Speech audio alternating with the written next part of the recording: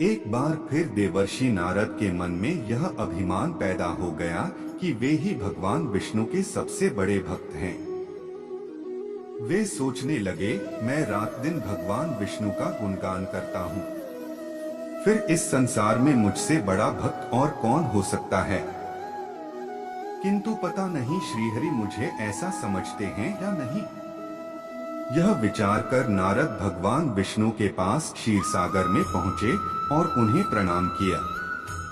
विष्णु जी बोले, आओ नारद, कहो कैसे आना हुआ। नारद बोले, भगवान मैं आपसे एक बात पूछने आया हूँ।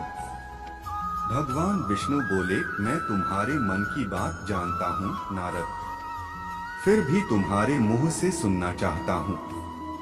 नारद ने कहा, हे देव, मैं जीवन भर आपका गुणगान करता रहा हूँ, पल पल हर क्षण मुझे बस आपका ही ध्यान रहता है। आप मुझे यह बताइए कि क्या मुझसे भी बड़ा आपका कोई अन्य भक्त है संसार में। भगवान विष्णु समझ तो पहले ही गए थे कि नारद को अपनी भक्ति पर अभिमान पैदा हो गया है, किंतु अपने मन की बात छुपाकर वे बोले, नारद, इस प्रश्न के लिए तो तुम्हें मेरे साथ मृत्यु लोक चलना पड़ेगा। नारद बोले, ठीक है भगवान, मैं मृत्यु लोक चलने के लिए तैयार हूँ। भगवान विष्णु नारद को लेकर मृत्यु लोक चल पड़े। धरती पर पहुंचकर दोनों ने किसान का भेष धारण किया और एक गांव के किनारे बनी एक झोपड़ी की ओर चल पड़े। विष्णु बोले, नारद, मेरा एक बहुत बड़ा भक्त यहाँ इस कुटिया में रहता है। आश्चर्य है, क्या मुझसे बढ़कर भी किसी की भक्ति हो सकती है। नारद के मुख से निकला, क्या वह भी मेरी तरह आपका ध्यान लगाए रहता है। आओ स्वयं ही जान लोगे। विष्णु ने कहा और उस कुटिया की ओर बढ़ गए। किसान उस समय कुटिया के बाहर अपनी गाय को बांध रहा था। किसान उस समय कुटिया के बाहर अपनी गाय को बांध रहा था। उसके मुख से हरि हरि गोविंद का स्वर निकल रहा था।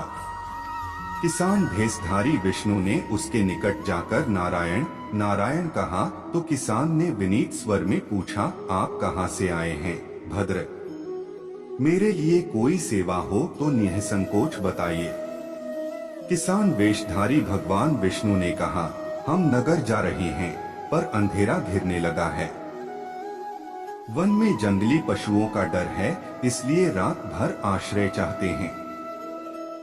किसान ने प्रसन्न भाव से कहा, मेरी कुटिया में आपका स्वागत है भद्र, और जो रखा सूखा घर में है आपके लिए हाजिर है।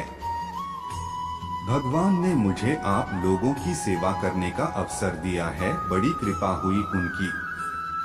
बाहर दालान में एक खटिया पर दोनों को बिठाकर किसान अंदर गया और अपनी पत्नी से कहा, देवी, दो अतिथि आए हैं। किसान की पत्नी उस समय अपने बच्चों को भोजन परोस रही थी। धीरे से आटे का बर्तन दिखती हुई बोली, घर में इतना सा ही आटा है और ये बच्चे और भोजन मांग रहे हैं। किसान बोला, कोई बात नहीं, हम अतिथियों को भरपेट भोजन कराएंगे। तुम बच्चों को आज कांजी बनाकर पिला देना। नारद और भगवान विष्णु ने उन दोनों का सारा वार्तालाप सुना, फिर भी परीक्षा के लिए भोजन की थाली पर बैठ गए। जब दोनों भरपेट भोजन कर चुके तो नारद सोचने लगे, यह सीधा साधा गृहस्थ भगवान का सबसे बड़ा भक्त कैसे हो सकता है। उधर श्रीहरि ने किसान से और भोजन लाने की फरमाइश कर दी। बोले, मेरा पेट अभी नहीं भरा, क्या और भोजन मिलेगा। किसान रसोई घर में गया और जाकर पत्नी से पूछा, कुछ और भोजन बचा है क्या। पत्नी बोली, बच्चों के लिए कांजी बनाई है, बस वही शेष है। विष्णु और नारद वह भी पी गए। किसान और उसके परिवार को भूखे ही सोना पड़ा। भूखे बच्चे माँ का आंचल थाम कह उठे, माँ नींद नहीं आ रही है, मुझे बड़े जोर की भूख लगी है। पिताजी ने उन अतिथियों को कांजी भी क्यों पिला दी। किसान ने बच्चे के सर पर हाथ फेरते हुए कहा, अतिथि को भोजन कराना स्वयं विष्णु भगवान को भोग लगाने के समान है बेटा। बाहर दालान में दोनों अतिथि अलग अलग बिस्तरों पर लेटे हुए थे। भगवान विष्णु ने कहा, तुमने सुना नारद, किसान और उसके परिवार को भोजन नहीं मिला, फिर भी वह मेरे गुण गा रहे हैं। यह तो कुछ भी नहीं है। मैंने तो कई कई दिनों तक भूखे रहकर आपका स्मरण किया है। अगले दिन सुबह उन्होंने देखा किसान भगवान विष्णु की मूर्ति के सामने कह रहा था, गोविंद हरि हरि, तुम सदा मेरे मन में बसे रहो, बस मुझे कुछ और नहीं चाहिए। फिर दोनों अतिथियों से बोला, हरि की बड़ी कृपा है, वही जग का रखवाला है, प्रभु की दया से रात को कोई कष्ट तो नहीं हुआ। जब तक आपका जी चाहे तब तक आप दोनों यहाँ रहे। मैं खेत पर जा रहा हूँ। किसान भेषधारी श्री हरि बोले, हम भी तुम्हारे साथ चलेंगे यदि तुम्हें कोई आपत्ति न हो तो। नारद और विष्णु भगवान किसान के साथ उसके खेत पर गए। किसान बोला, यही है अपना खेत, अब मैं अपना काम करूंगा। गोविंद हरि हरि। नारद बोले, तुम तो सत्पुरुष हो, भगवान के बड़े भक्त हो, हर घड़ी उनका नाम लेते रहते हो। किसान बोला, अरे कहाँ, काम से जब भी थोड़ा बहुत समय मिलता है तभी उनका नाम लेता हूँ।